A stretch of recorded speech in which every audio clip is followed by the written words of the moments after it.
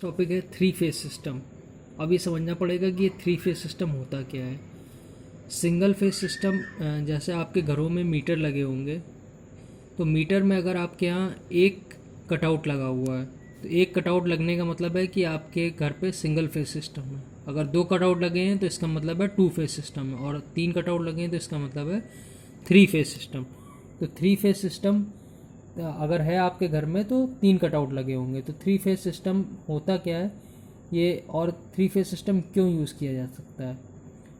बात यह है कि जिनके घर में भी 5 किलोवाट या उससे ऊपर का लोड है तो वहाँ पे टू फेज या थ्री फेज सिस्टम लगे होंगे, और 5 किलोवाट से नीचे का लोड है तो आपके यहाँ सिंगल फेज सिस्टम लगा होगा। तो थ्री फेज सिस्टम की क्या ज़रूरत पड़ी थी? क्या सिंगल फेज सिस्टम से 5 किलोवाट के ऊपर का लोड सप्लाई नहीं किया जा सकता? बिल्कुल किया जा सकता है।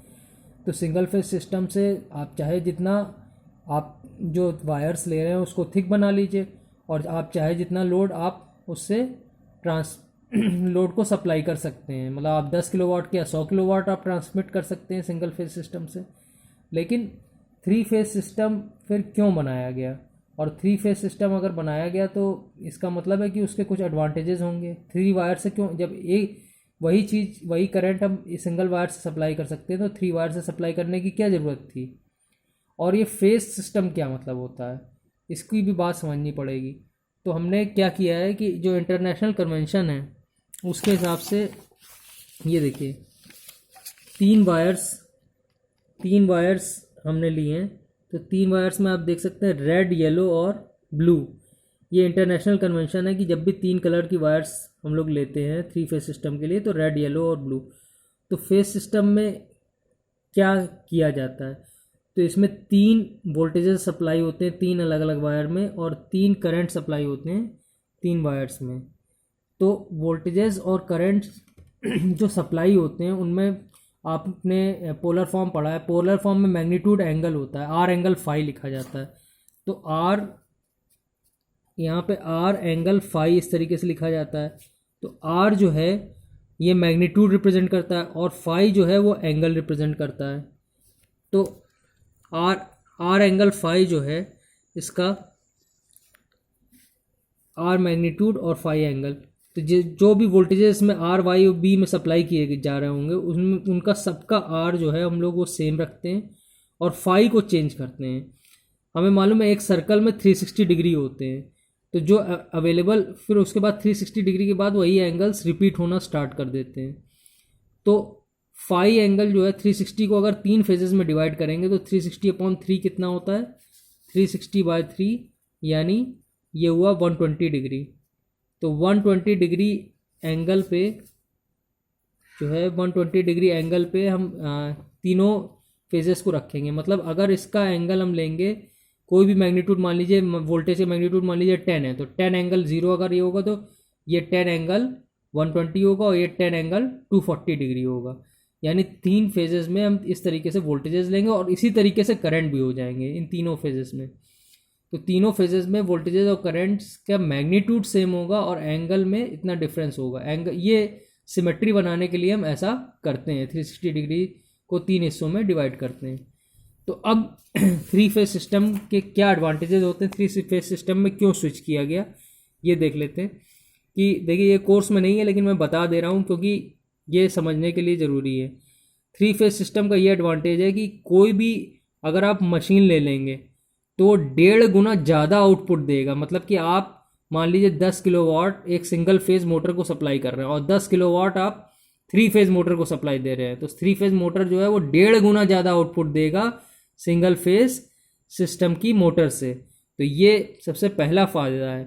फिर उसके बाद ट्रांसमिशन डिस्ट्रीब्यूशन के लिए कॉपर की कम ज़रूरत पड़ती है, तो कॉपर कम लगता है, और मतलब वही पावर ट्रांसमिट करने के लिए जो थ्री फेज सिस्टम यानी थ्री फेज 4 वायर सिस्टम होगा तो उसमें कॉपर कम लगता है, और वही पावर को ट्रांसमिट करने के लिए सिंगल फेज सिस्टम जो कि 2 वायर सिस्टम है लेकिन उसमें कॉपर उन तीन मतलब चारों वायर से ज़्यादा वेट का कॉपर उसमें लगाना पड़ेगा सिंगल फेज सिस्टम में।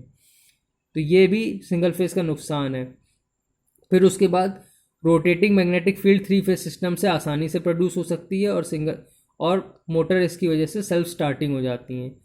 तो ये भी एक एडवांटेज है ये आपको अभी फोर्थ यूनिट पढ़ेंगे तो उसमें और क्लियर समझ में आएगा। फिर उसके बाद सिंगल फेज सिस्टम जो है वो टाइम का फंक्शन होता है, तो टाइम का फंक्शन होता है, टाइम के साथ वो फ्लक्चुएट करता है। और थ्री फेज सिस्टम जो है वो स्टेबल होता है, और जो मशीन्स हैं वो टाइम के साथ फ्लक्चुएट नहीं करती हैं। थ्री फेज सिस्टम का फिफ्थ एडवांटेज है कि ये स्टेडी आउटपुट देता है। स्टेडी आउटपुट का मतलब होता है कि आउटपुट कॉन्टीन्यूअस होता है। ये मतलब पिछले वाले पॉइंट से ही मिलता जुलता पॉइंट है कि क्यों ये स्टेडी आउटपुट देता है, इसमें कोई वाइब्रेशंस नहीं होती हैं मोटर्स में। फिर उसके बाद सिंगल फेज, हाँ थ्री फेज सिस्टम से हम कभी भी सिंगल फेज सिस्टम बना सकते हैं, और सिंगल फेज सिस्टम से थ्री फेज सिस्टम बनाना कॉम्प्लिकेटेड है।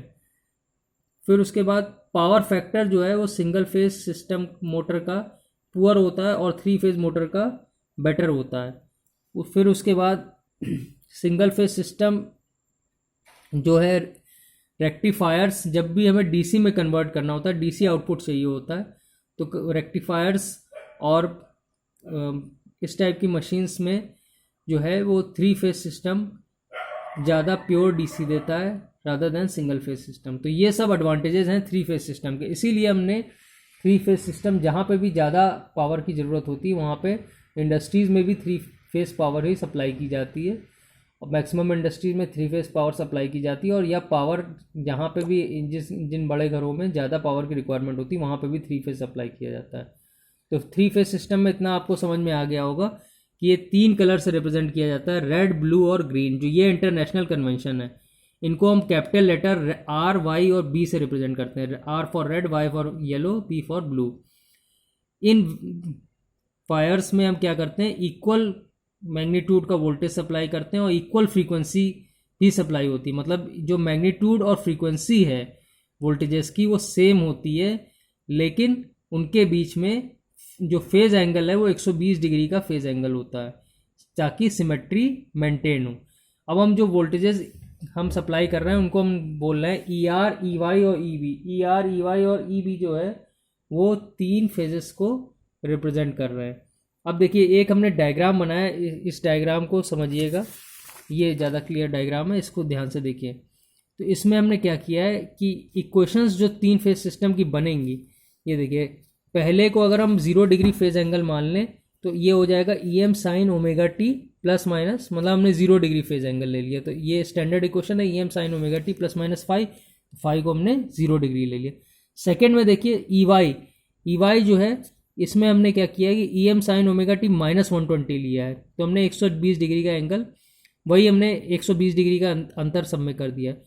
तीसरे वाले में E B equal to E M sine omega T minus 240 degree, minus 240 degree, इसको इसमें किसी भी एंगल पे हम 360 प्लस कर दें तो कोई फ़र्क नहीं पड़ता है, तो माइनस 240 प्लस 360 अगर कर देंगे तो प्लस 120 आ जाएगा। तो इसको हम E M sine omega T plus 120 या E M sine omega T minus 240 भी बोल सकते हैं। तो ये हो गए आपके तीन फेज़।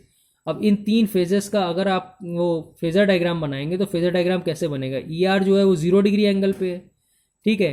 फिर ई वाई जो है वो माइनस 120 डिग्री की, मतलब ई आर से माइनस 120 डिग्री, मतलब इस साइड चलना पड़ेगा आपको।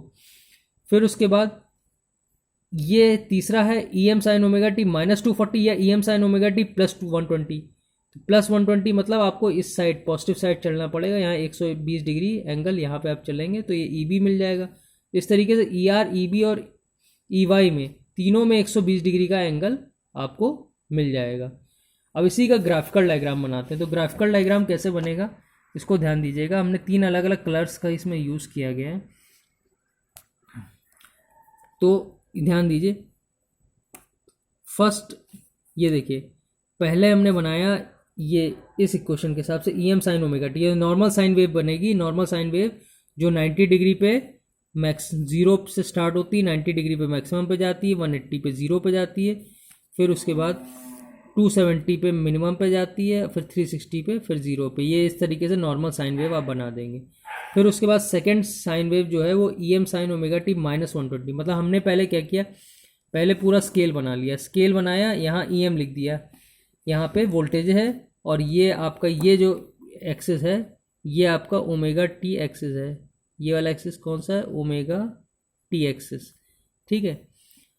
अब यहाँ पे हमने क्या किया कि 30 डिग्री के एंगल मार्क कर दिए हैं। आप देखिए 30, 60, 90, 120, 150, 180 पहले से ही आप सारे एंगल्स मार्क कर दीजिए। इधर भी मार्क कर दीजिए और इधर भी थोड़ा ले जाइए, -120 तक ले जाइए। फिर उसके बाद हमने नॉर्मल साइन वेव स्टार्ट किया। आपको ये याद रखना है कि ये 90 डिग्री पे मैक्सिमम जाती है, वो तो आपको मालूम ही है। 180 पे 0 जाती है, फिर उसके बाद फिर 180 प्लस 90 करें कितना है 270, 270 पे मिनिमम जाती है। 270 प्लस 90 यानी 360 पे फिर 0 जाती है। 360 प्लस 90 यानी 450, तो 450 पे फिर से ये मैक्सिमम जाएगी। तो ये ई आर आपने मार्क कर दिया। फिर उसके बाद आपको बनाना है ई वाई। मान लीजिए ई वाई बनाना है, तो ई वाई की इक्वेशन देखते हैं। E M sine omega T -120, -120